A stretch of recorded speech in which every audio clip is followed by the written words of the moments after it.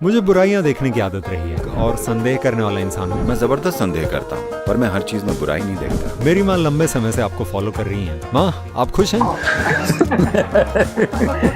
मैं भी कई बार दक्षिण पंथियों से टकरा चुका हूँ, इसलिए मुझे ये नहीं पता था कि आप में और मुझ में ये चीज कॉमन होगी। दक्षिणपंथी मुझे कई तरह की बातें सुना रहे हैं, क्योंकि आपको पता है मास्टर सलीम ने आकर अली का नाम लिया। इससे उन्हें क्या समस्या है?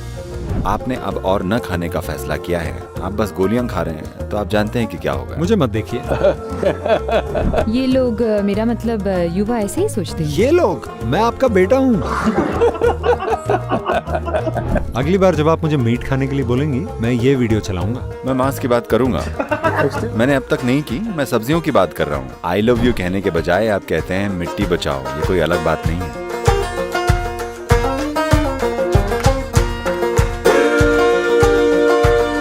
यहाँ अच्छा लग रहा है सर, यहाँ आकर अच्छा लग रहा है। मुझे पता नहीं कि आपकी टीम ने आपको मेरे बारे में कुछ बताया या नहीं। नहीं, आप मुझे बताइए। ठीक है, मैं बताता हूँ।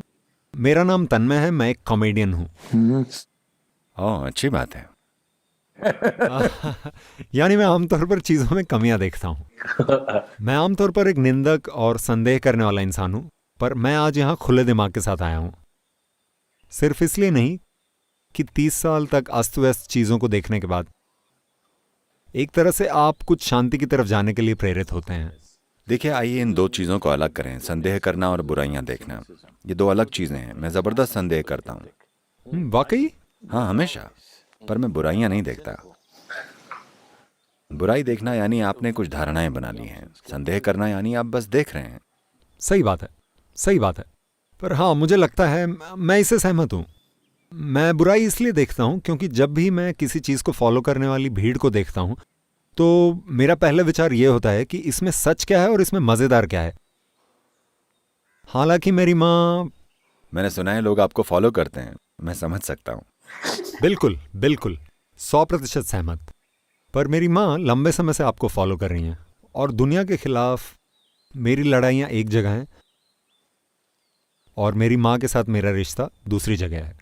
और मुझे पता था कि अगर मैं आज यहाँ आऊँगा तो उन्हें बहुत खुशी होगी, और मैं जानता हूँ कि आपकी सारी शिक्षाओं से उन्हें बहुत खुशी मिली है। तो सबसे पहले उसके लिए धन्यवाद। मुझे पता है कि उससे कई लोगों को बहुत शांति मिली है और मैं ऐसे अवसर को हाथ से नहीं जाने दे सकता था। मम्मी, आप खुश हैं? मैं बहुत खुश हूँ कि ये यहाँ है। मैंने कभी नहीं सोचा था कि ये यहाँ आकर आपसे बात करेगा। क्यों, क्या ये हमेशा काफी बुरे लोगों को बातचीत के लिए चुनते हैं? सर, मेरा पहला सवाल है, मुझे कम उम्र के काफी लोग फॉलो करते हैं, यानी 18 से 30 साल के बीच के बच्चे।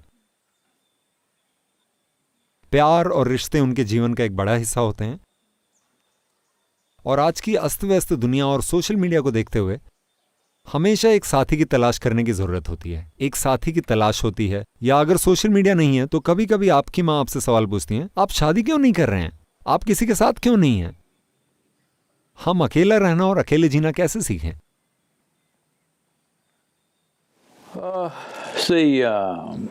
As human beings are made, as life is made. देखिए, इंसान ऐसे हैं, ये जीवन ऐसा है। आपको क्या लगता है, ये अपने आप में एक संपूर्ण जीवन है या ये आधा जीवन है? आप क्या सोचते हैं? अगर जीवन का उद्देश्य अनुभव करना है तो... नहीं, उद्देश्यों की बात भूल जाइए। अगर आप यहाँ बैठे हैं तो क्या ये पूरा जीवन है या आधा जीवन है? कोई पार्टनर होगा तो अच्छा होगा। दुनिया में कोई काम या कुछ करने के लिए पार्टनरशिप अच्छी होती है, पर यहाँ बैठे हुए क्या ये पूरा प्राणी है या आधा प्राणी है? ये काफी पूर्ण महसूस कर सकता है। काफी पूरा? यानी ये अभी तक पूरा नहीं हुआ है। देखिए, अगर आप इस पर पर्याप्त ध्यान दें तो ये एक संपूर्ण जीवन है, ये एक संपूर्ण प्राणी की तरह बना है। पर दुनिया में काम करने के लिए अगर आप बिजनेस करना चाहें तो एक बिजनेस पार्टनर चाहिए, एक परिवार बनाना चाहें तो दूसरे तरह का साथी चाहिए, आप सिर्फ बाहर रहना चाहते हैं, आपको दूसरी तरह का साथी चाहिए। आपको दुनिया में कुछ करने के लिए पार्टनर चाहिए होते हैं। आपको बस जीने या होने के लिए पार्टनर की ज़रूरत नहीं है, क्योंकि आप धरती के अकेले प्राणी हैं जिसे एक बीइंग कहते हैं। चिड़िया उड़ रही है चारों ओर, आप उड़ नहीं सकते, पर हम उन्हें बर्ड बीइंग नहीं कहते, वो बस बर्ड्स हैं या पक्षी हैं। ठीक है? Tiger is roaming in the forest. Tiger जंगल में घूम रहा है, आप उसे टाइगर बीइंग नहीं कहते। एक हाथी जंगल में भाग रहा है, हम उसे एलिफेंट बीइंग नहीं कहते। बस इसे हम बीइंग कहते हैं, क्योंकि माना जाता है कि उसे होना आना चाहिए। जब आपको होना नहीं आता, तब आप सोचने लगते हैं कि आप अधूरे हैं। दुनिया में काम कैसे करना है, ये बिल्कुल अलग चीज़ है, क्योंकि ये आपकी जगह नहीं है। दुनिया पूरी तरह से आपकी नहीं है। दुनिया पूरी तरह से आपकी नहीं है। अगर आप वहाँ कुछ करना चाहते हैं, सैकड़ों लोगों के सहयोग की ज़रूरत है, वरना आप कुछ नहीं कर सकते। तो उस सहयोग को पाने के लिए आप कई पार्टनर्स बनाते हैं। अपनी पैसों की ज़रूरतों को पूरा करने के लिए एक तरह की साझेदारी, आपकी सामाजिक ज़रूरतें, आपकी शारीरिक, मानसिक, भावनात्मक ज़रूरतों के लिए अलग तरह की साझेदारी की ज़रूरत है। वो बाहरी कामों के लिए हैं। पर अगर आप यहाँ बैठे हैं, तो आप संपूर्ण जीवन क्यों नहीं हैं? ये एक संपूर्ण जीवन है। तो अभी आपने जो कहा उसके आधार पर क्या आपको लगता है कि कई पार्टनर होना ठीक है? ये देखते हुए कि जैसा आपने कहा, अलग अलग लोग अलग अलग ज़रूरतें पूरी करते हैं। कुछ लोग आपकी भावनात्मक ज़रूरतों को, तो कुछ आपकी शारीरिक ज़रूरतों को पूरा कर सकते हैं। क्या ये संभव है? हर किसी के कई साथी होते हैं, पर अगर आप सोच रहे हैं कि पार्टनर केवल शरीर से जुड़े पार्टनर्स होते हैं, तो वो एक अलग बात है।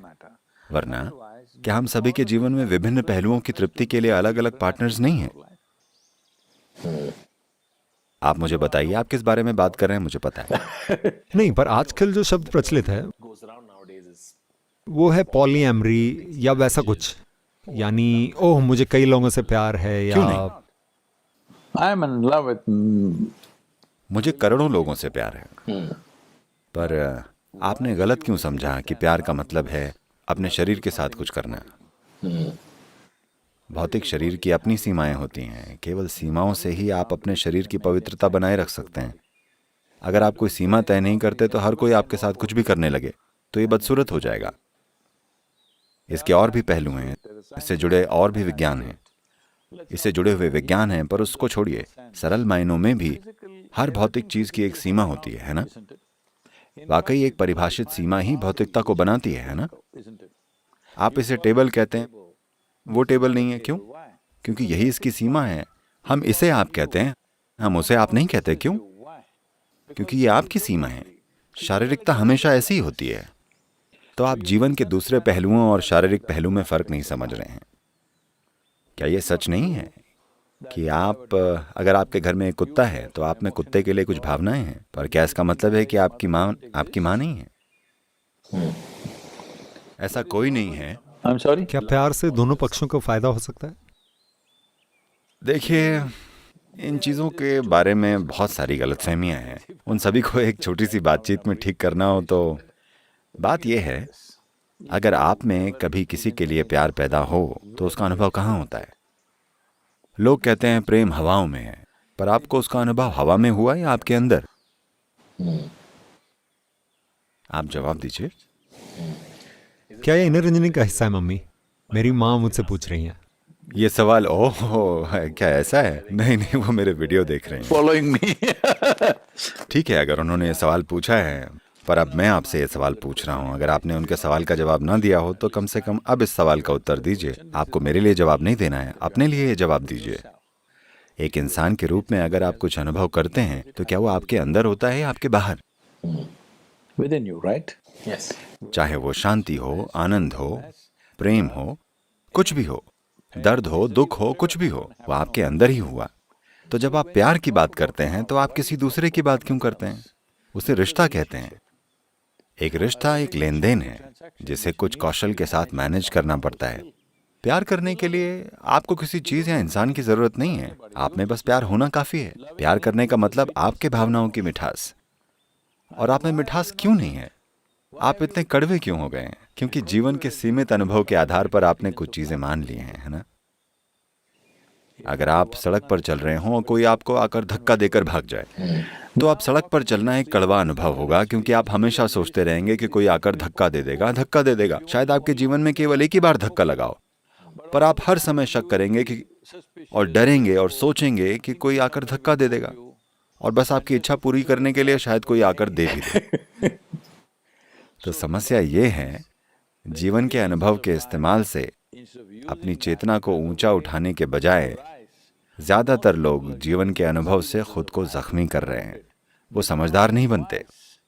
आपके साथ जितने कड़वे अनुभव हुए, आपको उतना ही समझदार बनना चाहिए था। अफसोस वो जख्मी हो जाते हैं क्योंकि because they do not know the difference between memory वो याददाश्त और जीवन के वर्तमान अनुभव और कल्पना के बीच का अंतर नहीं जानते। योग में हम इसे त्रिकाल कहते हैं। आपके जीवन में समय के 3 पहलू हैं। कल तो बस एक याद है ना? अभी आप वो अनुभव कर रहे हैं जो यहाँ है, पर अब यादें आपके वर्तमान पल में घुस सकती हैं और फिर आप इस पल का अनुभव नहीं कर पाएंगे। तो आप इन यादों का उपयोग करके आप किसी चीज को प्रोजेक्ट करते हैं जो कल्पना है। जब आप इन तीनों चीजों में फर्क नहीं कर पाते, तब यादें, अनुभव और कल्पना सब घुल मिल जाते हैं। तब सब कुछ गड़बड़ हो जाता है और उस गड़बड़ में लोग अर्थ निकालने की कोशिश कर रहे हैं। उन्हें कुछ नहीं मिलेगा। तो कोई इंसान इस पल में जीना कैसे सीख सकता है? क्या आप अभी मौजूद हैं? क्या आप यहाँ हैं? हाँ, मैं हूँ। पर अभी समस्या ये है कि आप किसी और चीज के बारे में सोच रहे हैं। तो अभी ऐसे लोग हैं जो हमेशा, आज पूरी दुनिया, ये बात अमेरिका से आई है, पर अब ये हर जगह है, इसी पल में जिएं, इसी पल में जिएं। मैं आपसे पूछ रहा हूं, मुझे कहीं और जीकर दिखाइए। नहीं, पर अगर मैं भविष्य में हूँ। नहीं, आप मुझे कहीं और रहकर दिखा सकते हैं। मैं नहीं कर सकता। आप अतीत के बारे में सोच सकते हैं, आप भविष्य के बारे में सोच सकते हैं। तो वे मूल रूप से आपको ये बता रहे हैं कि अतीत के बारे में और भविष्य के बारे में मत सोचो, इस पल में रहें। यानी ये एक शिक्षा है, पर हमें समझने की जरूरत है to arrive at this level of cerebral capability कि दिमागी क्षमता के इस स्तर तक पहुंचने के लिए, इतनी क्षमता पाने के लिए हमारे जीवन को विकसित होने में लाखों साल लगे। हम इस धरती पर एकमात्र प्राणी हैं जिसके पास इतनी दिमागी क्षमता है, और इसी क्षमता से, दुर्भाग्य से, अधिकांश लोग पीड़ित हैं। लाखों साल के काम को लोग भुगत रहे हैं। ये वो सबसे बड़ी चीज है जो हमारे साथ हुई है। हम इन गायों से बेहतर सोच सकते हैं, हम हाथी से बेहतर सोच सकते हैं, हम किसी भी प्राणी से बेहतर सोच सकते हैं। हमारी याददाश्त इतनी स्पष्ट है, हमारी कल्पना इतनी शानदार है, और यही वो चीज है जिसे लोग भुगत रहे हैं। 10 साल पहले जो हुआ था, लोग उसे अब भी भुगत रहे हैं। परसों जो हो सकता है, वो आज ही पीड़ित हैं।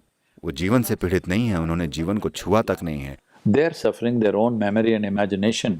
वो अपनी स्मृति और कल्पना को भुगत रहे हैं। यानी कि आप नहीं जानते कि आपकी क्षमताओं को कैसे संभालना है, क्योंकि आपकी शिक्षा में आपको सिखाया जा रहा है कि हर चीज पर हावी कैसे हुआ जाए और अपना फायदा कैसे निकाला जाए। आपको इस बारे में कुछ नहीं बताया गया कि इसे कैसे मैनेज किया जाए।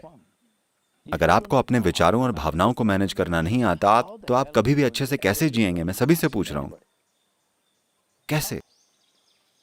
संयोग से अगर किसी ने आज अच्छा बर्ताव किया तो आप थोड़ा अच्छा महसूस करेंगे, पर यह चीज आपके लिए जीवन भर काम नहीं कर सकती कि कोई हमेशा आपके साथ अच्छा बर्ताव करेगा। ऐसा कभी नहीं होता। तब आपको बहुत सारे कुत्ते खरीदने पड़ेंगे। एक कुत्ता यानी 12 साल का प्रेम प्रसंग, ठीक है? आप जैसा भी बर्ताव करें, वो अच्छा ही बर्ताव करता है। मुझे उम्मीद है कुत्ते भी सीखेंगे और आपको काटेंगे। तो अगर मेरा कुत्ता देख रहा हो तो नहीं, ऐसा मत करना। अब लोग रोबोटिक कुत्ते बना रहे हैं जिन्हें प्रोग्राम किया जा सकता है, आप जो भी चाहें, ठीक है? तो हर 12 साल में आपको अपने प्यार को बदलना होगा, बस। आपने प्यार के बारे में कुछ दिलचस्प कहा। आपने कहा कि कई रिश्ते लेन देन वाले होते हैं, जो अक्सर तब होता है जब। नहीं, सभी रिश्ते लेन देन के होते हैं, सभी रिश्ते लेन देन वाले होते हाँ, हैं। आप अपने अंदर प्यार से भरे हो सकते हैं, यानी ये आप पर है। अगर आप प्रेम में हैं तो आप अपने रिश्तों को एक विशेष तरह से निभाएंगे, कुछ मिठास के साथ। अगर आप में प्रेम नहीं है तो आप अपने रिश्तों को भद्दे तरीके से निभाएंगे। पर प्यार एक ऐसी चीज है जो आप खुद हैं। रिश्ता एक ऐसी चीज है जो आप दुनिया में करते हैं। मुझे पता है आज, क्योंकि आपने अमेरिकी संस्कृति से सीख लिया है, अगर मैं रिश्ता शब्द कहता हूं तो युवा सोचते हैं कि शरीर पर आधारित रिश्ते की बात हो रही है। नहीं, वही वो मूल रूप से शरीर पर आधारित है।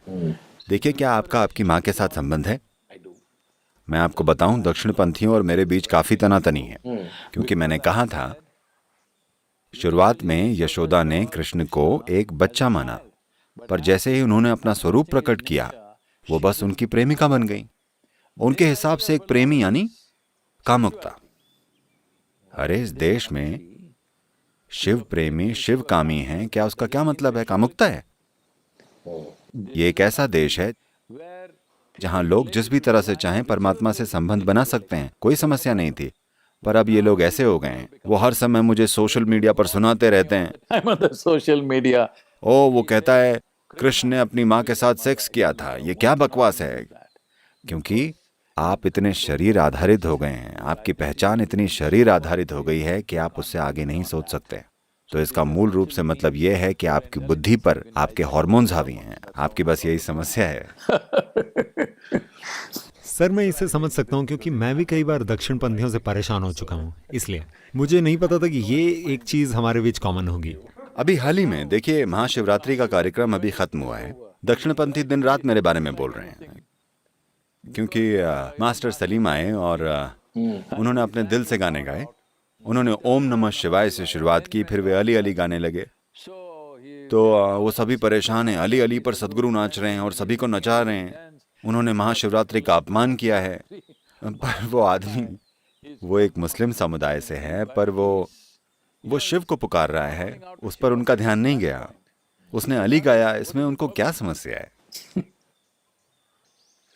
लोग आपके बारे में जो कहते हैं, आप क्या उस पर ध्यान देते हैं? क्योंकि मुझे लगता है कि सभी आलोचनाएं आमतौर पर खराब नहीं होती हैं। मुझे लगता है कि हमारे अंदर सभी आलोचनाओं को अस्वीकार करने की आदत होती है, पर शायद उसमें से कुछ उपयोगी हों। क्या आप इस बात पर ध्यान देते हैं कि लोग क्या कह रहे हैं? देखिए, अगर छोटे बच्चे से भी आलोचना आती है तो मैं उन्हें प्रणाम करते हुए सुनूंगा। पर इन दिनों कोई आलोचना नजर नहीं आती, बस नफरत फैलाने वाले लोग हैं। हर तरफ वो जहर उगलते रहते हैं, चाहे आप जो कुछ भी कहें या ना कहें। क्या मैं ध्यान देता हूँ? मैं हर चीज पर ध्यान देता हूँ। क्या मैं किसी भी तरह से अपने जीवन की राह को या अपनी बातों को उनके कारण बदलता हूँ? नहीं। मुझे पता है वो नहीं जानते कि वो क्या बातें कर रहे हैं, तो मुझे कोई दिक्कत नहीं है। बात बस ये है कि दुनिया में अपने काम करने के लिए इन चीज़ों पर ध्यान देना पड़ता है, क्योंकि मैं सिर्फ बातें नहीं कर रहा हूँ, मैं ज़मीनी स्तर पर कई प्रोजेक्ट भी चला रहा हूँ। ये महत्वपूर्ण है कि वो सारी चीज़ें ठीक से चलें, तो मुझे ध्यान देना पड़ता है, चाहे वो आरोप बहुत मूर्खतापूर्ण ही क्यों ना हो। जब मैंने कहा कि मेरा ध्यान बुराइयों पर जाता है, एक बात जिसे मैं वाकई सच मानता हूँ ये है कि जब आप जीवन में पर्याप्त उतार चढ़ाव से गुजरते हैं तो आप ऐसा महसूस करने लगते हैं कि जीवन, आप केवल उतारों की गिनती कर रहे हैं, आप चढ़ाव भूल गए हैं। ठीक है, उतार आपकी याददाश्त में गहरे उतर जाते हैं। क्या आप मानते हैं कि जीवन का कोई उद्देश्य है, या आपको लगता है कि जीवन का कोई उद्देश्य नहीं है? देखिए, ये सवाल सिर्फ इसलिए उठता है क्योंकि लोग अपनी सोच में ही डूबे हुए हैं। ये एक ऐसी संस्कृति है, योग संस्कृति ने कभी इस पर ध्यान नहीं दिया कि आप क्या सोचते हैं। आप जो भी बकवास सोचना चाहें वो सोच सकते हैं, हमने उसकी परवाह नहीं की, क्योंकि आपका विचार आपके दिमाग में मौजूद सीमित जानकारी का परिणाम है। हाँ या ना? करेक्ट। ये एक प्रोग्रामिंग है। जैसा इनपुट मिलता है ये वैसा आप वही सोचते जा रहे हैं। तो ये पॉजिटिव हो सकता है, ये नेगेटिव हो सकता है, उसके आधार पर आप नए निष्कर्ष निकाल रहे हैं। तो उसका कोई मतलब नहीं है, क्योंकि वो जीवन नहीं है। आपकी विचार प्रक्रिया जीवन नहीं है। आपकी विचार प्रक्रिया एक ऐसी चीज है जिसे आप बनाते हैं। कम से कम इसे आपको ऐसा बनाना चाहिए जैसा आप चाहते हैं। उन्होंने आपको ये सब सिखाया है? वो कोशिश करती हैं। वे मुझे हर हफ्ते आपके वीडियो भेजती हैं, जिनमें से कुछ मैं देखता हूँ और कुछ मैं उनसे सीखता हूँ। खासकर ऐसे पलों में जब उन्हें लगता है कि मेरा भरोसा कम हो गया है। मम्मी, क्या आप कोई प्रश्न पूछना चाहती हैं? बिल्कुल, हाँ। मैं मिट्टी बचाओ अभियान के बारे में कुछ सवाल पूछना चाहती हूँ। मैंने आपके बहुत सारे वीडियोस देखे हैं, इसलिए वो जो भी कुछ पूछ रहा है उसे मैं थोड़ा समझ सकती हूँ।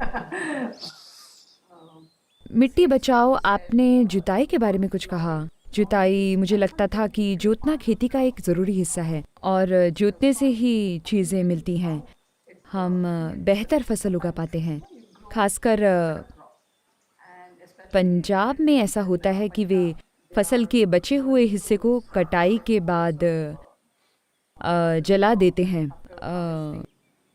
क्या ये बहुत मुश्किल काम है? जैसे वे उसका कुछ नहीं कर पाते और इसीलिए वे जला देते हैं। देखिए, महाराष्ट्र में मैंने उन्हें जलाते देखा है और जब मैंने उनसे सवाल किया तो उन्होंने कहा ये अगली कटाई की गर्माहट के लिए है। यही वो क्या कारण गर्म है। कर रहे हैं? क्या भारत की धूप काफी नहीं है? मुझे नहीं पता, मैंने सोचा शायद वीडिंग थोड़ा मुश्किल काम है, इसलिए वो सब कुछ चला देते हैं। नहीं नहीं नहीं, वो बात नहीं है।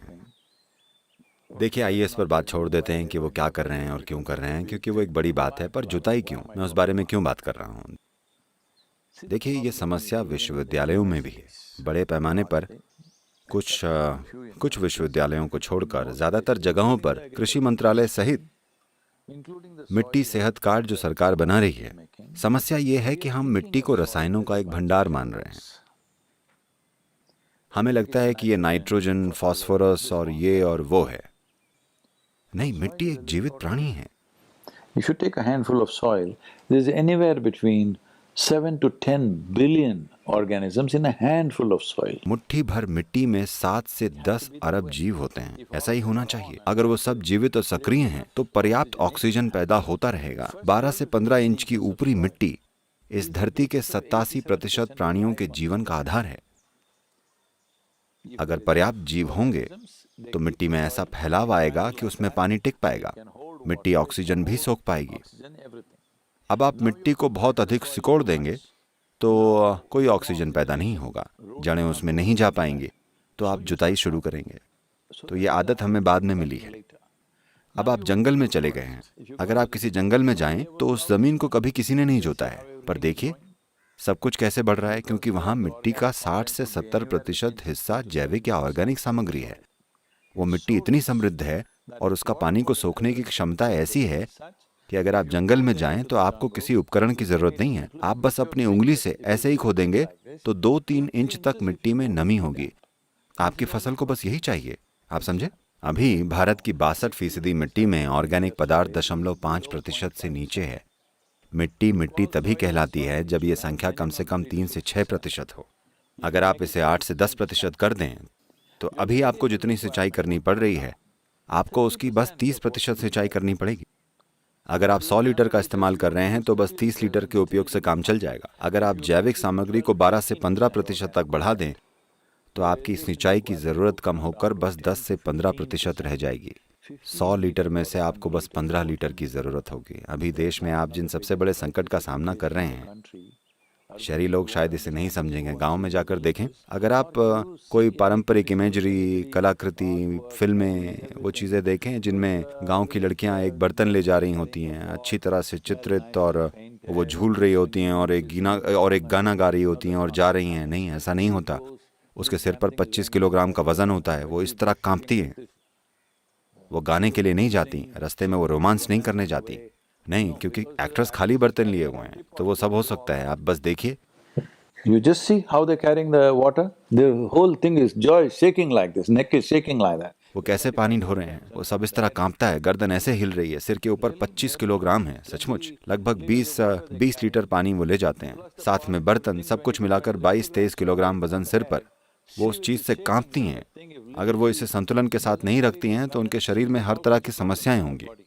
उसने इसे संतुलन के साथ ढोना सीख लिया है, पर सिर पर उस भार के साथ रोमांस या गीत या नृत्य के लिए कोई जगह नहीं होती है। ठीक है? Right? तो हम इसे रोमांटिक तरीके से चित्रित कर रहे हैं। पानी का घड़ा लेने के लिए लोग मीलों पैदल चल रहे हैं। इसमें रोमांटिक क्या है, मैं पूछता हूँ। पर दुर्भाग्य से गांव की रोमांटिक छवि यह है कि गांव की लड़की एक बर्तन लेकर चलती है। The village belle is carrying a pot and she goes like this and that. वो इस तरह से जाती है। अपने कपड़े धोने के लिए वो 2 किलोमीटर कहीं जाती है, किसी नदी या तालाब में। आपको लगता है ये सब रोमांटिक है? अगर आपको ऐसा करना पड़े तो उसमें कुछ भी रोमांटिक नहीं लगेगा। कोई और कर रहा है तो ये रोमांटिक लग रहा है। फिल्मों और किताबों में गरीबों को भी एक बहुत ही रोमांटिक चीज बनाकर प्रस्तुत किया जाता है। वो एक क्रूर चीज है, पर हर जगह इसे एक तरह से रोमांटिक बताया जा रहा है। उसे छोड़ दें तो भारत का 84% से अधिक पानी का इस्तेमाल खेती में होता है। अगर मिट्टी समृद्ध हो तो आप इसे काफी नीचे ला सकते हैं। ऐसा न होने का एक कारण है गर्मियां। खेती में कोई कवर या छायादार फसल नहीं होती है। इस देश में हमारी खेती का हिस्सा था। गर्मियों में हमारे पास हमेशा फलियां, दालें और अन्य चीजों की फसलें होती थी। हम जानते थे कि हमें इससे कोई उपज नहीं मिलेगी, ज्यादा उपज नहीं मिलेगी। पर जब मॉनसून में बारिश होने लगती थी, हम पूरे खेत को जोतकर नई फसल उगा लेते थे। इससे हर साल आसानी से 1-2 इंच खाद बन जाती थी। आज पिछले 40 सालों में ऐसा कुछ भी नहीं बचा है। हम सोचते हैं कि सॉल्ट फेंक कर हम इसे ठीक कर देंगे। देखिए माँ, आप सेहतमंद भोजन खा रही हैं, आप सेहतमंद हैं। मान लीजिए आज हमने आपका ब्लड टेस्ट किया और पता चला कि आप में आयरन या B6, B12 या किसी चीज़ की थोड़ी कमी है। हम क्या करेंगे? हम आपको 2-3 गोलियां देंगे 1 महीने, 2 महीने, 3 महीने तक खाने के लिए, उस फर्क को मिटाने के लिए, ताकि पोषण की कमी दूर हो। अब हम यही चीज़ खेती के साथ कर रहे हैं। हमारे पास मिट्टी है, पर यह हमेशा सही स्थिति में नहीं हो सकती है, क्योंकि हर साल हम इसमें कई तरह की फसलें उगा रहे हैं। इसमें नाइट्रोजन, फास्फोरस, कुछ सल्फर वगैरह की कमी होती है। हम अलग अलग तरीकों से उस कमी को दूर करने के लिए चूना या कुछ और डालते हैं। अब आपने कुछ गोलियां ली और कल सुबह आपको वाकई बहुत अच्छा लगा, तो आपने फैसला किया कि अब और भोजन नहीं खाएंगे, अब बहुत सारी गोलियां खाकर ठीक रहेंगे। आप जानते हैं कि क्या होगा? मुझे मत देखिए। मुझे देखने की कोई वजह ही नहीं है। ये लोग यानी युवा यही सोचते हैं। Yeah. ये लोग, मैं आपका बेटा हूँ। तो मिट्टी को भी अभी यही हुआ है। हमारा किसान ऐसा सोचने लगा है। किसान को शिक्षित करने वाले लोगों ने उससे कहा, बिल्कुल परेशान मत होइए, बस ज्यादा सॉल्ट डालिए, सब ठीक हो जाएगा। तो धीरे धीरे खेती की लागत बढ़ रही है और ऐसी जगह पहुंच चुकी है कि किसान अब लगभग बिल्कुल लाभ नहीं कमा पा रहे हैं। आज अगर आप चाहें तो हमने कुछ मोटे सर्वे किए हैं। इस देश में 2% किसान भी ये नहीं चाहते कि उनके बच्चे खेती में जाएं। जब ये पीढ़ी चली जाएगी तो अगले 25 वर्षों में आप इस देश में अन्न कैसे उगाएंगे? अमेरिका में पिछले 12 वर्षों में 50% किसानों ने $1 भी का लाभ नहीं देखा है। शायद ये ना जानते हों। लोग सोचते हैं कि भारतीय किसान ही आत्महत्या करते हैं। आत्महत्या करने वाले सभी विभिन्न व्यवसायों में अमेरिकी किसान, अमेरिका में किसानों के समुदाय में आत्महत्या करने वालों की संख्या सबसे अधिक है। वाकई? हाँ, क्योंकि अमेरिका की ऊपरी मिट्टी का 50% से ज्यादा हिस्सा खत्म हो गया है। उन्होंने इन सब चीजों का जमकर इस्तेमाल किया है। अब वो कितना भी डालें, फायदा नहीं हो रहा है। हर साल उर्वरक, कीटनाशकों का उपयोग बढ़ रहा है और लागत अंतहीन रूप से बढ़ रही है। अमेरिका में मैं आपसे पूछना चाहती हूँ कि ये मांस खाना कैसे चल रहा है? ये एक और ऐसा सवाल है जिसका निशाना मैं हूँ। निशाना सटीक है, मैं देख सकता हूँ। सबसे अच्छे इरादे से, क्योंकि आपकी माँ हम है। शाकाहारी खाकर बड़े हुए हैं और अब इन लोगों ने अब शुरू कर दिया है। ये मुझे लगातार इन लोगों कहकर बुला रही हैं। यानी सभी बच्चे, सिर्फ हाँ। आप नहीं। मैं समझता हूँ। देखिए, ऐसा इसलिए हुआ है क्योंकि शाकाहारी भोजन ने कई तरह से अपनी ताकत खो दी है। देखिए, हर जगह हुआ है, पर हमें स्पष्ट रूप से बताने के लिए पर्याप्त अध्ययन नहीं है। अमेरिका एक ऐसी जगह है जहां अध्ययन हुए हैं। आज कई लोगों के लिए सलाद और ऐसी चीजें खाना एक फैशन हो गया है। एक महत्वपूर्ण सामग्री लेटिश है। अगर आपने 20वीं सदी की शुरुआत में सलाद खाया था, मान लें 1920 में आपको उसमें जितना पोषण मिला, How much you got out of that? Today what you will get is only 10% of what you would get then. 90% reduction in nutritional value of vegetables has happened in United States. आज आपको उस समय की तुलना में केवल 10% ही मिलेगा। America में सब्जियों के पोषण मूल्य में 90% की कमी हुई है। विभिन्न सब्जियों में ये मात्रा अलग अलग हो सकती है। अधिकांश सब्जियों में 50 से 90% के बीच कमी हुई है। अगर आपने 1920 में एक संतरा खाया था, तो आज आपको उतना ही पोषण पाने के लिए 8 संतरे खाने पड़ेंगे। तो कितने लोग इसे पाने के लिए रोजाना 8 संतरे खा सकते हैं? आज देखें, ये शायद एक पूर्ण सच्चाई न हो, पर इसका गहरा संबंध है। भारत जैसा देश जो आबादी में इतना भरा है कि एक दूसरे लोगों से दूरी रखना मुश्किल है। हर कोई कह रहा है इस महामारी में कैसे कि दूरी बनाए रखें, पर भारतीय दूरी नहीं बना पा रहे हैं। अधिकांश समय दूरी बनाने के लिए पर्याप्त जगह नहीं है, क्योंकि लोग रह रहे हैं, एक घर में 8-10 लोग रह रहे हैं। You know, all this. पर अमेरिका में, जहां भूमि और जनसंख्या के बीच बहुत अच्छा प्रोपोर्शन या अनुपात है, वहां अनुपात बहुत अच्छा है। इसके बावजूद आज भी, मुझे नहीं पता कि संख्या क्या है, 3 दिन पहले उस महामारी से हर दिन लगभग 1900 लोग मर रहे थे। हम लगभग इससे बाहर आ चुके हैं। ऐसा क्यों है? एक महत्वपूर्ण कारण यह है, ये शायद एकमात्र कारण ना हो, पर एक महत्वपूर्ण कारण यह है कि भोजन में पोषण इतना कम हो गया है। अगर आप किसी डॉक्टर से पूछें, एक महान वायरोलॉजिस्ट होने की जरूरत नहीं है, बस एक साधारण डॉक्टर अगर आप उससे पूछें, वो आपको बताएंगे अगर आप में vitamin A, vitamin B6, B12, vitamin C, vitamin E की कमी है, calcium, folate, iron, magnesium, zinc, अगर ये चीजें आपके भोजन में नहीं है तो फेफड़ों के ऊपरी हिस्से के इन्फेक्शन आप में आसानी से पकड़ लेंगे। ये सभी को पता है। ऐसा क्यों है? अमेरिका जैसा देश जिसके पास पोषण के विकल्प हैं, ठीक है, वो लोग जो चाहें चुन सकते हैं, खा सकते हैं, पोषण के इतने विकल्प हैं और भोजन अन्य देशों की तुलना में सस्ता है, इसके बावजूद देखें कि वो बीमारी को कंट्रोल नहीं कर पा रहे हैं। मौतों की संख्या इतनी अधिक है क्योंकि फेफड़ों के ऊपरी हिस्से का इन्फेक्शन उन्हें आसानी से पकड़ रहा है। खैर, कई दूसरी वजहें हैं, केवल यही एक चीज नहीं है, पर यह जीवन का महत्वपूर्ण हिस्सा है। of living.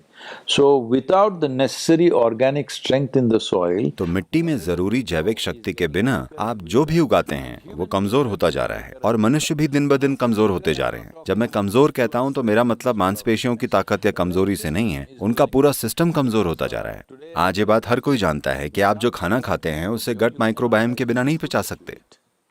वैसे भी आपकी माँ का आप में केवल 40% हिस्सा है, असल में 20%। आपके माता पिता दोनों को मिलाकर आप में केवल 40% हिस्सेदारी है, क्योंकि आपके शरीर का 60% हिस्सा वास्तव में सूक्ष्म जीव या माइक्रोब्स हैं।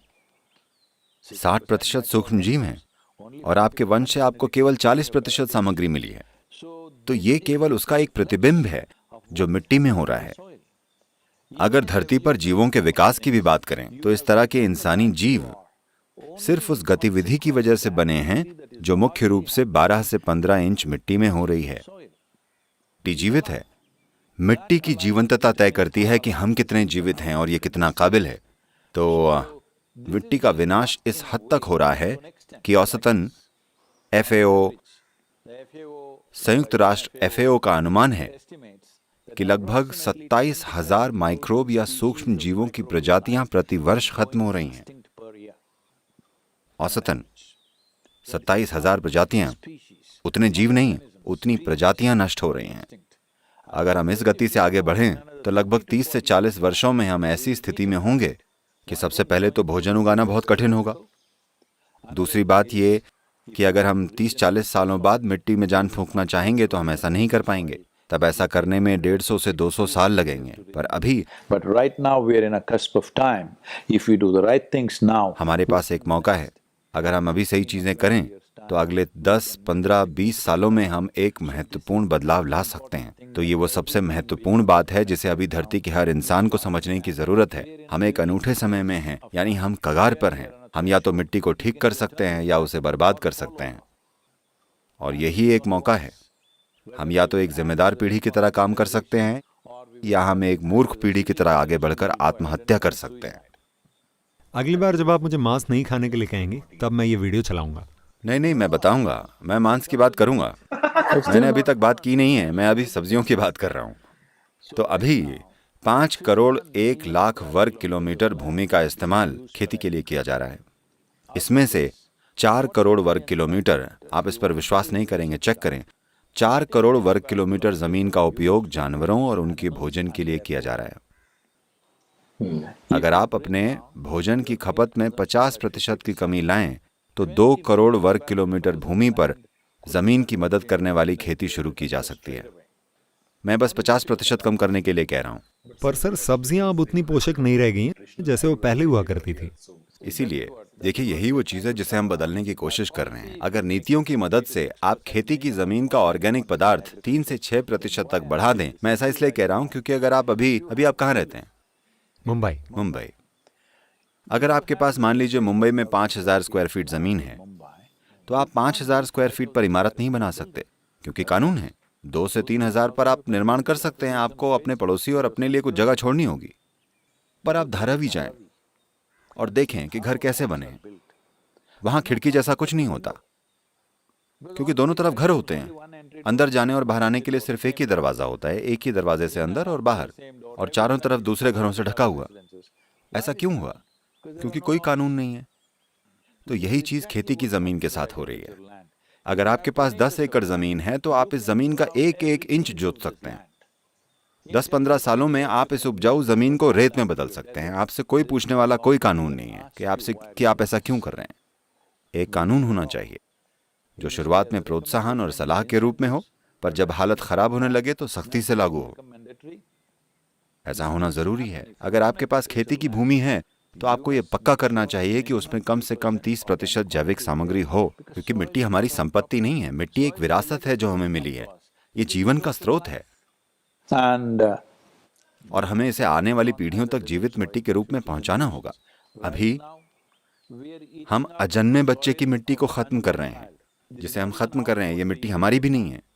हमने इसे इतना नष्ट कर दिया है कि हम अभी वाकई आने वाली पीढ़ी की मिट्टी को खत्म कर रहे हैं। यह अपराध है, ये मानवता के खिलाफ अपराध है। हर जिम्मेदार वैज्ञानिक का अनुमान है कि 2040-2045 तक हम 40% कम भोजन उत्पादन करेंगे।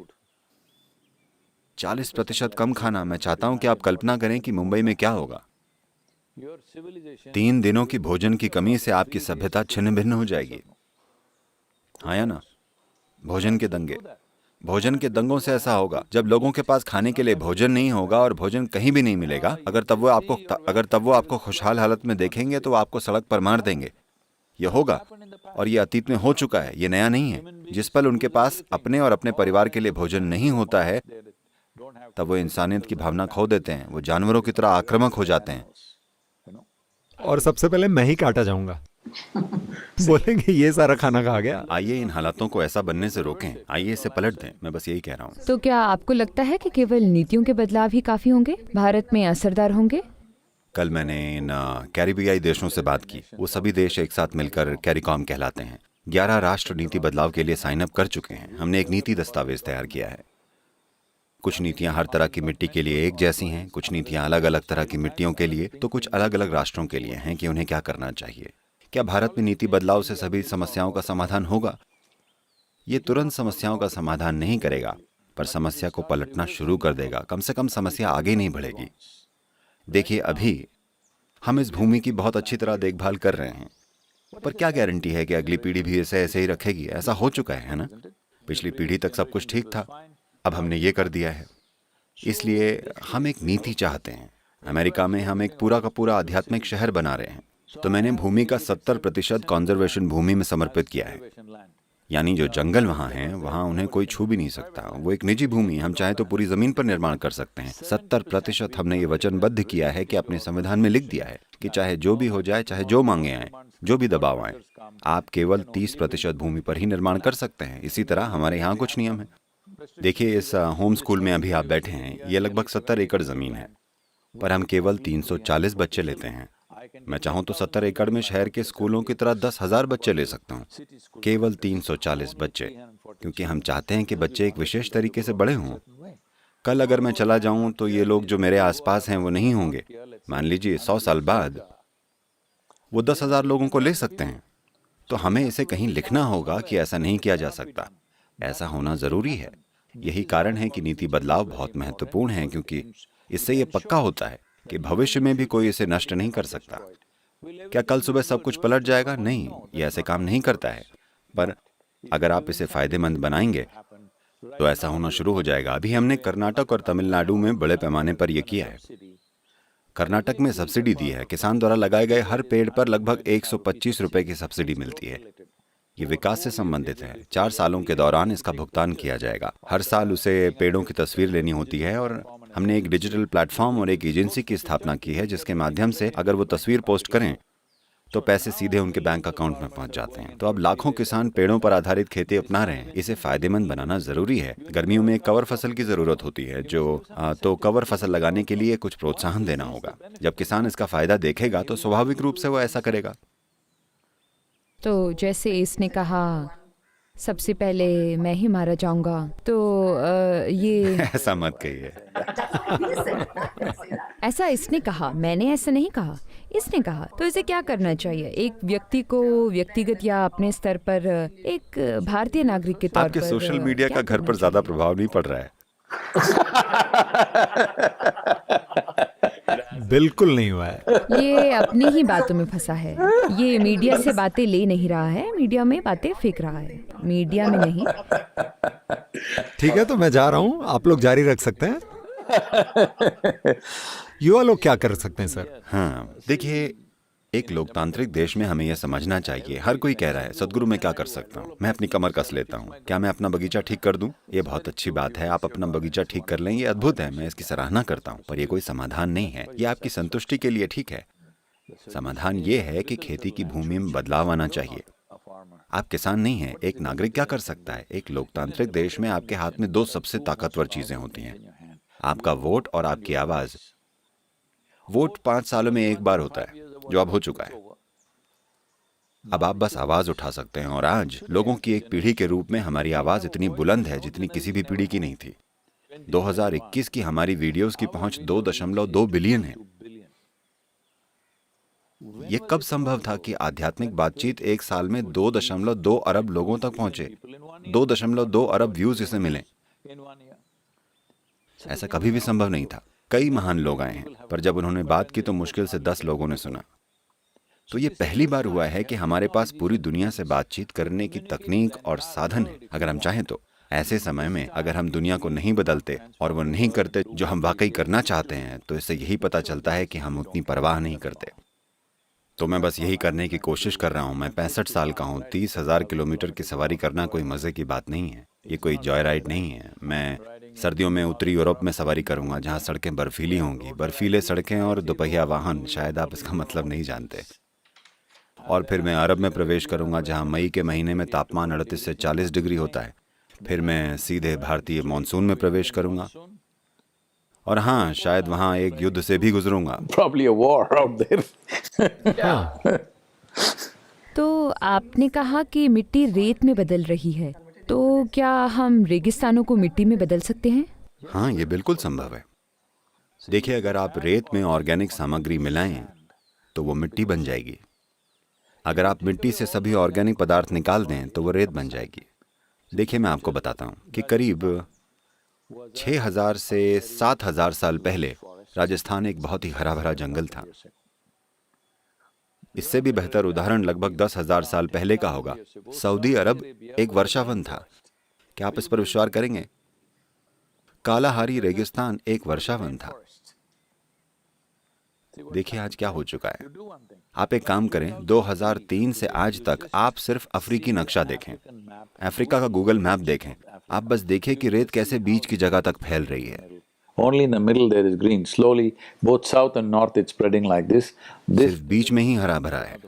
धीरे धीरे दक्षिण और उत्तर दोनों तरफ से ये इस तरह फैल रहा है। मिट्टी का रेत बनना इस समय सबसे गंभीर समस्याओं में से एक है। तो हम रेत को मिट्टी बनने से रोकने वाली एजेंसी UNCCD के साथ भागीदार हैं, और ये समस्या ऐसी हो गई है कि चीजें डरावनी हो चुकी हैं। 2032 तक वो 1.2 से 1.3 अरब लोगों के पलायन की उम्मीद कर रहे हैं।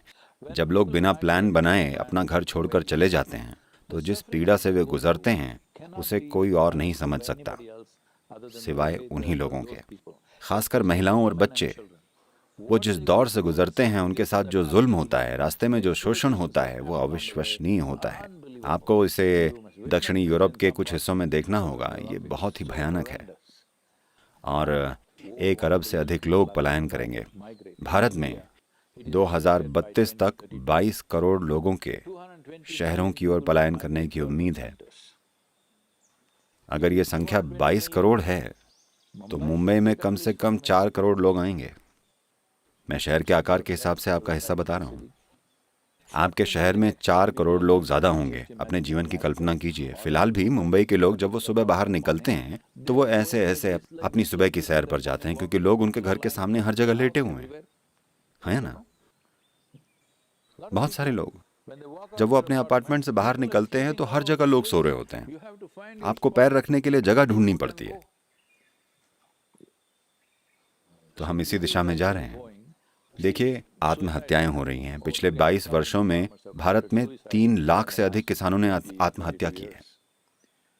लोग समझा रहे हैं, ओ उन्हें बैंक लेन देना था, ओ उसे ये था, उन्हें वो था। मैं आपसे पूछता हूं, अगर आप एक किसान होते और आपकी मिट्टी समृद्ध होती और आप उस पर भोजन उगा सकते, भले ही आप अपने बिजनेस में सफल ना होते, अगर आप अपने परिवार के लिए भोजन उगा पाते, तो क्या आप आत्महत्या करते? मैं पूछ रहा हूं, क्या कोई आदमी ऐसा करेगा? when it's become so hopeless he cannot provide even the basic things for his own family, that's when he kills जब himself. इतनी निराशा छा जाए कि वो अपने परिवार की बुनियादी चीजें ना दे पाए, तभी वो खुद को मारेगा। लोग ऐसे समझ रहे हैं जैसे कि ये सिर्फ एक आर्थिक समस्या है। हाँ, इसमें पैसा शामिल है, पर असली वजह मिट्टी है। भारत की 62% मिट्टी 0.5% से नीचे है। ये एक रेगिस्तान है। हम बहुत जल्दी वहां पहुंच जाएंगे। अगर हम अभी कुछ नहीं करेंगे तो अगले 10-15 सालों में एक रेगिस्तान बन जाएगा। आज के ऐसे तकनीकी विकास के समय में ऐसा कैसे हो गया कि इतनी स्पष्ट गंभीर समस्या को इतने लंबे समय तक नजरअंदाज कर दिया गया है? क्योंकि सभी लोग अपनी स्क्रीन पर देख रहे हैं, किसी ने जमीन की तरफ नहीं देखा है। लोग मुझसे पूछते हैं, सदगुरु आप पर्यावरणविद कैसे बने? मुझे लगता है एक पर्यावरणविद होना मेरे लिए एक बहुत ही अजीब बात है, क्योंकि ये विचार कि आप पर्यावरण या इकोलॉजी को मैनेज करेंगे, नहीं, आप खुद पर्यावरण हैं। आप इस धरती पर सिर्फ एक और कीड़ा हैं जो खुद को बहुत महत्वपूर्ण मानता है। बस यही समस्या है। अगर आप उड़ पाते, अगर आप एक गर्म हवा के गुब्बारे पर बैठकर नीचे देखें तो मनुष्य कीड़े की तरह रेंगते हुए दिखेंगे, हाँ या ना? हम खुद को ज्यादा बड़ा मानकर बैठे हैं। असल में हम सिर्फ एक कीड़े हैं, बस थोड़े बड़े कीड़े हैं, थोड़े सक्षम कीड़े हैं, अधिक विषैले कीड़े हैं दुर्भाग्य से। तो मैं एक कीड़े की तरह हूं। मैं इस धरती पर 6.5 दशक तक रहा हूं। मुझे पता है कि जीवन कैसे चलता है। सब कहते हैं, ओ हम भी रह रहे हैं। नहीं, आप धरती पर नहीं रह रहे। ज्यादातर लोग अपने सिर में रहते हैं। मेरे दिमाग में कुछ भी नहीं है, तो मैं धरती पर रहता हूं। तो आप आनुवांशिक या जेनेटिक रूप से बदली गई सब्जियों के बारे में क्या कहते हैं? देखिए, इस समय पर जब हम मिट्टी की नीतियों पर जोर दे रहे हैं, तब मैं लोगों को ये नहीं बता रहा हूं कि उन्हें कैसे खेती करनी चाहिए। वो जैविक खेती कर सकते हैं, वो अकार्बनिक सामग्री का उपयोग कर सकते हैं, वो जेनेटिक चीजें उगा सकते हैं। मैं सिफारिश नहीं कर रहा हूँ। मैं एक किसान को ये बताने की कोशिश नहीं कर रहा हूँ कि उसे कैसे करना चाहिए। मैं बस ये कह रहा हूँ कि आइए अपने और आने वाली पीढ़ियों के लिए मिट्टी को जीवित रखें। आप कैसी खेती करते हैं, इसे मैं आप पर छोड़ता हूँ, क्योंकि शहरों में रहने वाले लोगों को खेती के बारे में कुछ नहीं जानते। वो सोचते हैं ये किसी तरह की फिलॉसफी है। खेती कोई फिलॉसफी या धर्म नहीं है, ये एक प्रैक्टिकल गतिविधि है जिसे काम करना होता है। अगर आपने खेत में काम किया है तो आपको पता है कि यह दिल तोड़ने वाला काम है, यह आसान नहीं है, खासकर अगर मिट्टी खराब हो तो उन्हें यह बताने का कोई मतलब नहीं है कि आप अकार्बनिक खेती करें या कुछ और करें। अगर मिट्टी समृद्ध है तो रसायनों और दूसरी चीजों का उपयोग स्वाभाविक रूप से कम हो जाएगा। जैसे जैसे मिट्टी खराब होती जाती है, रसायन ज्यादा मिलाए जाते हैं, और समृद्ध होने पर कम। जैसे आप 1-2 गोलियां खाते हैं, वैसे ही मिट्टी में कुछ फेंका जाता है क्योंकि उसमें कुछ कमी है। पर जैसे जैसे मिट्टी समृद्ध होगी, इसकी जरूरत कम होती जाएगी। जब समाज काफी परिपक्व हो जाएगा और वो केवल जैविक भोजन मांगेंगे, तब आप ऐसा कर सकते हैं। Then you can do that. क्योंकि अभी बाजार उसके लिए परिपक्व नहीं है। मुट्ठी भर लोग ऑर्गेनिक भोजन की बात कर रहे हैं। यही बात है, पूरी आबादी ऑर्गेनिक भोजन के बारे में बात नहीं कर रही। मुट्ठी भर संपन्न लोग ऑर्गेनिक भोजन की बात कर रहे हैं। ऐसे में किसान 100% ऑर्गेनिक नहीं उगा सकता, पर मिट्टी में ऑर्गेनिक सामग्री बढ़ाने से स्वाभाविक रूप से सब कुछ उसी दिशा में आगे बढ़ेगा। अभी संयुक्त राष्ट्र की कई एजेंसियां कह रही हैं कि साल 2030 तक जेनेटिक फसलें आ जाएंगी, क्योंकि उनके हिसाब से अगर हम इसे अभी नहीं पलटेंगे और वाकई भोजन की कमी होती है, तो जेनेटिकली मॉडिफाइड भोजन ही एकमात्र रास्ता है। पर उससे हमें लगभग 20 से 25 साल का समय मिल जाएगा। उसके बाद जब हमें चोट लगेगी तो हम उससे उबर नहीं पाएंगे। तो ये बहुत महत्वपूर्ण है। हम ऐसे समय में हैं जहां हमें कुछ करना ही होगा। नौजवानों को खेत में जाकर कुछ ठीक करने की जरूरत नहीं है, वो इस काम में अच्छे हैं। आवाज उठाने में? हाँ, आवाज उठाएं। मैं सिर्फ यही कह रहा हूं कि 100 दिन सब मिट्टी की बात करें। किसी भी बातचीत के अंत में यही कहें, मिट्टी बचाओ। आइए इसे संभव बनाएं। आप एक संदेश को समाप्त करना चाहते हैं, मिट्टी बचाओ लिखें। आई लव यू कहने के बजाय कहें मिट्टी बचाओ। दोनों एक ही बात है। मैं आपको बता रहा हूं, मिट्टी को बचाना अपने आसपास के जीवन से प्यार करने से अलग नहीं है। तो 100 दिन तक अगर सभी बोलेंगे तो हम उस संख्या को जोड़ देंगे। और हमने एक मिट्टी नीति लिखी है। मैं आइवरी कोस्ट में COP15 को संबोधित करने वाला हूं, जहां 170 देश भाग ले रहे हैं। और अगर पर्याप्त लोग इस बारे में बात करेंगे तो हमें जरूर पॉजिटिव प्रतिक्रिया मिलेगी। तो दोस्तों, ये सदगुरु का लाइक, शेयर और सब्सक्राइब का तरीका है। इसी बात पर नहीं, मुझे लाइक क्या पसंद करने की जरूरत नहीं है। उन्हें ऐसा करने की जरूरत नहीं है। अगर वो मुझे नापसंद करते हैं तो वो ऐसा करना जारी रख सकते हैं। मैं बस यही कह रहा हूँ, आपको मेरा समर्थन करने की जरूरत नहीं है। मैं बस एक ठोस कार्यवाही की बात कर रहा हूँ। मैं अपना काम करूंगा, आप अपना काम करें, पर हम सब एक ही साथ करेंगे।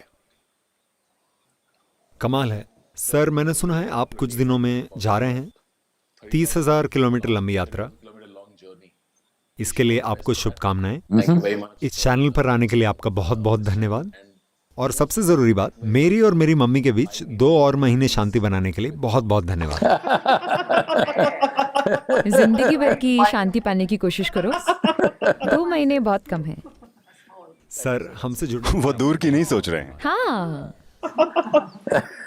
जीवन और उसके परे खुश और शांत कैसे रहा जाए। हाँ। मेरा एक सवाल है इन सब चीज़ों से अलग। हिंदू धर्म में मरने के बाद शरीर को जलाया क्यों जाता है, दफन क्यों नहीं किया जाता? क्या ये इसका कोई कारण है? कई कारण हैं, उनमें से कुछ आज भी मायने रखते हैं और कुछ शायद नहीं रखते। एक महत्वपूर्ण बात यह है कि जब लोग मरते हैं, अगर लोग बुढ़ापे से मरते हैं, ये प्रथा थी, अब लोग उसे भूल गए हैं। अगर लोग बिल्कुल बुढ़ापे से मरे हैं तो उन्हें दफन किया जाता था, पर अगर वो पहले ही मर जाते थे तो उनका हमेशा अंतिम संस्कार किया जाता था, क्योंकि हम नहीं जानते कि उनकी मृत्यु कैसे हुई। कोई भी उनके बैक्टीरिया या वायरस टेस्ट करने वाला नहीं होता था ताकि मृत्यु का पता लग सके। तो सबसे अच्छा होता था दाह संस्कार। एक दूसरा पहलू भी है, उसे 2 मिनट में कहना थोड़ा जटिल है। अगर कोई जीवन के कमजोर होने से मरा है और वो बुढ़ापे की वजह से शरीर से बाहर निकला है,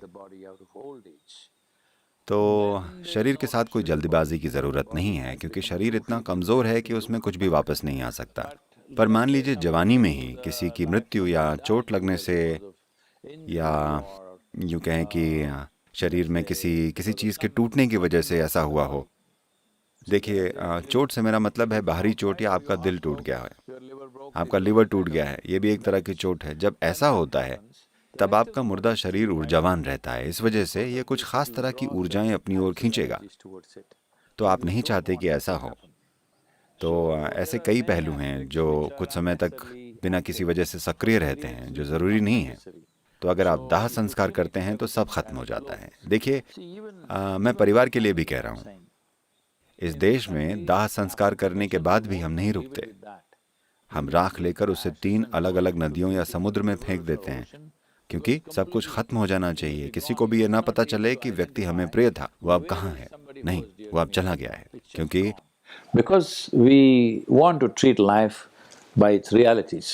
हम जीवन की सच्चाइयों को देखना चाहते हैं। जब तक कोई यहाँ है, वो यहाँ है। आप उनके लिए सर्वश्रेष्ठ चीजें करते हैं। जब वो मर जाते हैं तो आपको उनसे अपने हाथ धो लेने चाहिए। यही संस्कृति का स्वभाव है। लोग जितने भी कर्मकांड कर रहे हैं, लोग उसे यादों से जुड़ा हुआ समझ रहे हैं। नहीं, वो दूरी बनाने से जुड़े हैं। ऋणानुबंध नाम की एक चीज होती है। आपके अपने शरीर में उन लोगों की छाप होती है जो आपको प्रिय रहे हैं। आप उनसे दूरी बनाना चाहते हैं, क्योंकि अगर आप ऐसा नहीं करते तो आपके जीवित होते हुए आपके अंदर मृत्यु विकसित हो जाएगी और आपको थका देगी।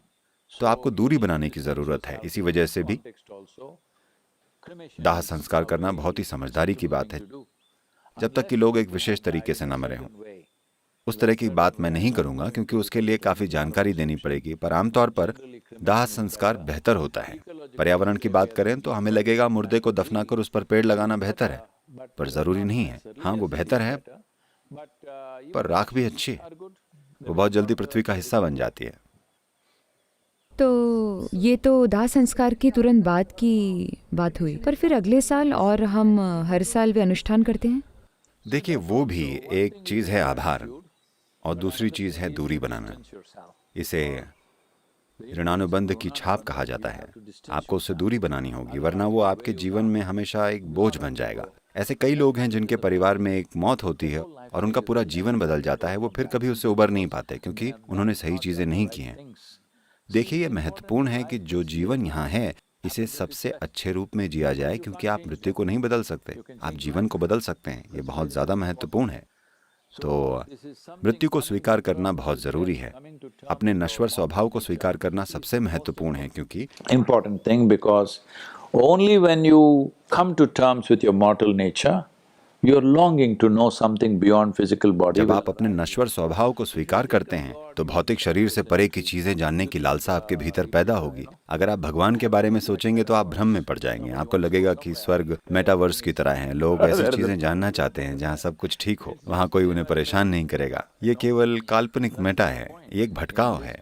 इस संस्कृति में हमने जीवन और मृत्यु को स्पष्ट समझा है, और मृत्यु के हो जाने के बाद जब मृत्यु हो जाए तब हम उससे दूर हो जाना चाहते हैं। Don't उन्हें अपने पास रखने की कोशिश न करें। मुर्दों को मुर्दों के साथ छोड़ दें। कभी भी मुर्दों को जिंदा करने की कोशिश न करें। हम उन्हें याद करते हैं, हम यादें संजोते हैं, पर हम उन्हें अपने अंदर किसी भी तरह जीवित नहीं रखते। ये बहुत महत्वपूर्ण है, क्योंकि वरना आप उस जीवन या इस जीवन के साथ न्याय नहीं कर पाएंगे। जी धन्यवाद, यही तरीका है। मम्मी, हम सदगुरु को मिट्टी बचाने के लिए जाने देते हैं। बहुत बहुत धन्यवाद। धन्यवाद। अरे नहीं, आपको क्या लगता है ये मेरी धरती है? ये आपकी नहीं है क्या? हम सदगुरु को धरती बचाने के लिए जाने देते हैं, ये आप क्या कह रहे हैं? मैं अब स्क्रीन को नीचे रखकर मिट्टी को देखना चाहता हूँ, इसलिए कृपया ऐसा बहुत करें। बहुत धन्यवाद सर। और यही वो समय है। अगर हम ये एक काम नहीं करेंगे तो हमें एक बहुत ही गैर जिम्मेदाराना पीढ़ी के रूप में याद किया जाएगा।